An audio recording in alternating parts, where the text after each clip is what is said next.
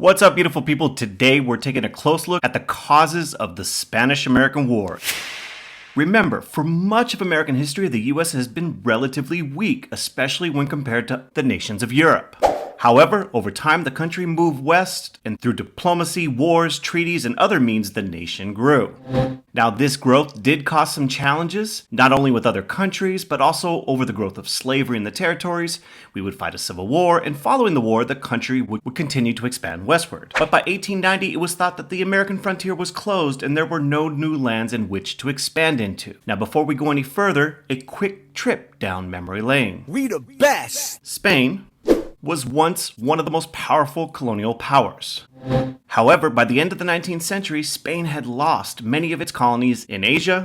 They maintained control only of the Philippines and the island of Guam. They had some spots in Africa, and in Latin America, they only controlled the Caribbean islands of Cuba and Puerto Rico. Remember, in the early 19th century, various Latin American nations were formed following revolutions against Spanish rule. Thus, by the late 1890s, only Cuba and Puerto Rico remained under the Spanish flag. Hold up. Now, before I go any further, you might be wondering, why should the United States care about this? Well, some quick background info for y'all. Remember, in the early 1820s, the US feared that Europe would try to recolonize territory in the Western Hemisphere. What if Spain, France, or one of the other European monarchies try to reestablish their presence in the Western Hemisphere? England also hoped to keep Europe out of the Western Hemisphere. Like the US, England is also interested in being able to economically benefit from these newly independent Latin American countries. England wanted to issue a declaration with the US to warn European countries to stay out of Latin America, but the US decided to issue a solo declaration without England that becomes known as the MONROE Doctrine. In this declaration, the US warned Europe to stay out of the Western Hemisphere. The US agreed not to interfere with existing colonies or to involve itself in European affairs. The Monroe Doctrine wasn't really enforceable. The US was pretty militarily weak in 1823, but the Monroe Doctrine would become a big deal in the 1890s and early 20th century. Now, don't forget, a couple years before the Monroe Doctrine, the US got Spain to hand over Florida in the Adams-Onis Treaty. For a few decades, not much happened between the US and Spain. We caught beef with Mexico, which by this point was long free from Spanish control, and we took about half of Mexico's land with the Treaty of Guadalupe Hidalgo. And this once again reopened the battle about slavery in the territories, and our next real interaction with Spain came down over Cuba.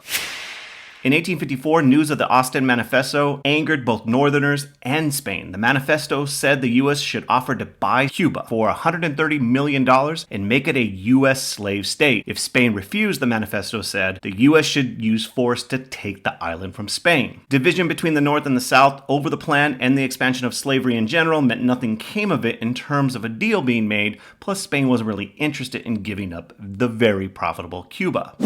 In the late 19th century, Cuban rebellions against Spain repeatedly broke out. Now, none of these early rebellions were successful at gaining Cuban independence, but in 1886, the Cuban people were successful at forcing Spain to end slavery on the island. Which leads us to, hey sugar. Not like that, no creepiness here. Rather, following the banning of slavery, U.S. interest in Cuba increases. U.S. investments of millions of dollars go into Cuba, largely into these sugar plantations. As for the resistance from Spain, calls for Cuba Libre increased, and the Cuban people increasingly began to say, we're not gonna take it.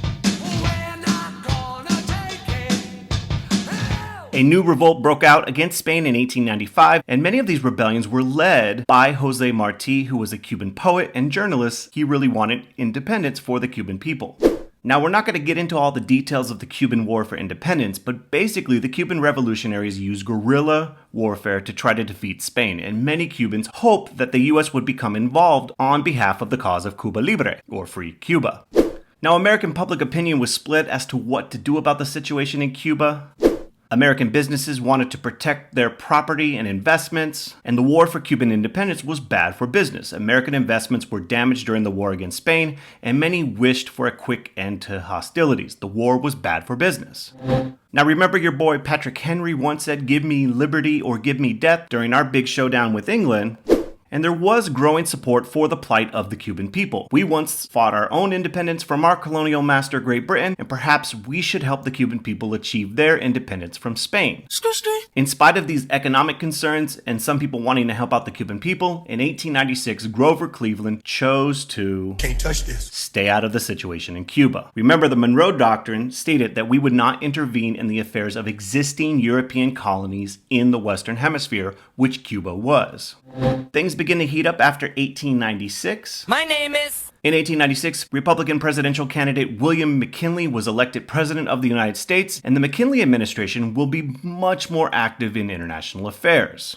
Back over in Cuba, General Weyler was sent to Cuba in 1896 to crush the Cuban revolt and to restore order to the Spanish colony. How did he hope to do this?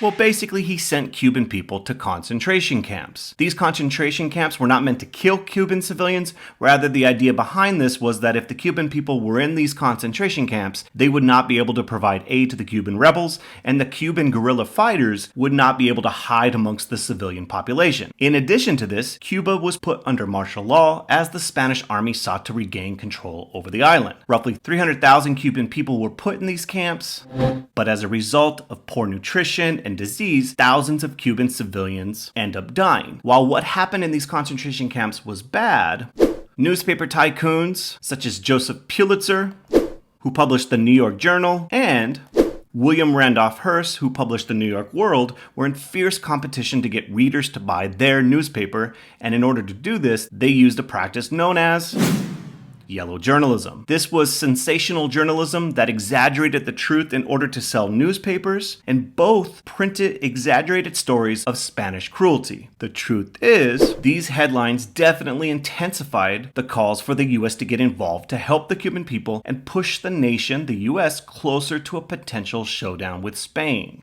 In spite of these exaggerations, the suffering of the Cuban people continued to draw outrage from many Americans. Further adding to the sympathy for the Cuban people and increasing anti-Spanish sentiment in the US was publication of the De Lôme letter. The Spanish minister to the US, a guy by the name of De Lôme, wrote a private letter to the foreign minister of Spain. In February of 1898, the De Lôme letter was stolen by a Cuban rebel and leaked to the US press. The letter revealed not only De Lôme's opinion about Spain's involvement in Cuba and President McKinley's diplomacy, but also De Lôme criticized McKinley as weak, an insult to US honor. Spain was embarrassed by revelation of the letter and De Lôme resigned, but this letter further fueled anti-Spanish sentiment. A few days later, things got worse between the US and Spain when something way worse than a letter happens. First, some background. In January of 1898, President McKinley sent the USS Maine from Key West, Florida to Cuba to bring back American citizens in danger from the rebellion and to protect American property in Cuba. 3 weeks later, things go really bad when on February 15th, 1898, the USS Maine explodes in the harbor of Havana. Here is that moment in color. While nobody knew for sure what happened to the USS Maine, out of a crew of 374 men, 260 Americans were killed. The American public blamed Spain for the disaster, and the slogan, "Remember the Maine and to hell with Spain," was heard throughout the country.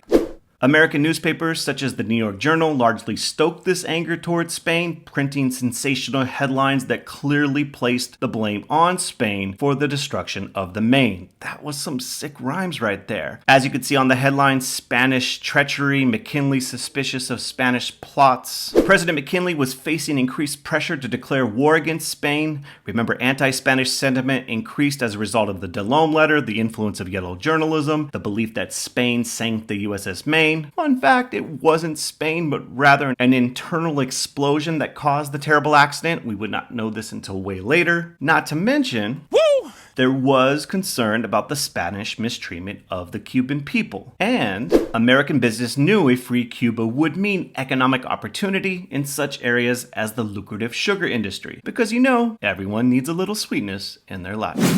As a result of all these events, in April of 1898, McKinley asked Congress for a declaration of war against Spain.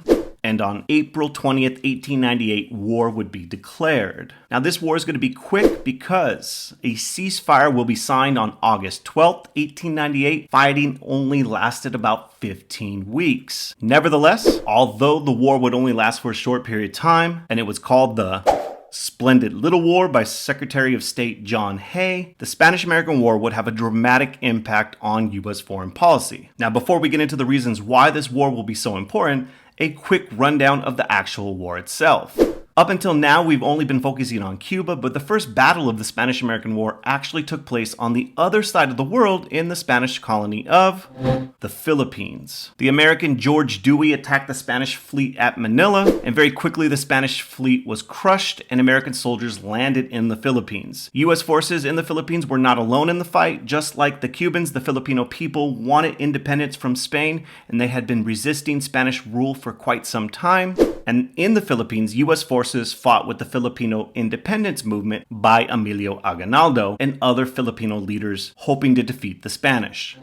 Back in the Caribbean, the U.S. implemented a naval blockade of Cuba. By this point, the Spanish Navy was no match for the American Navy, and approximately 17,000 American soldiers were sent to fight in Cuba, and amongst these were African American regiments who served in segregated units. During the war, Theodore Roosevelt famously resigned as Assistant Secretary of the Navy to lead the Rough Riders, and perhaps the most famous moment of the war is the famous charge up San Juan Hill, a strategically important location in Cuba, and African-American soldiers in the 9th and 10th Cavalries helped take these strategic locations in Cuba. In the end, though, the fighting was a relatively easy win for the U.S. military, and eventually the Treaty of Paris will be signed in December of 1898. Spain agreed to free Cuba and also gave the U.S. the islands of Guam in the Pacific, Puerto Rico in the Caribbean, and sold the Philippines to the United States for $20 million.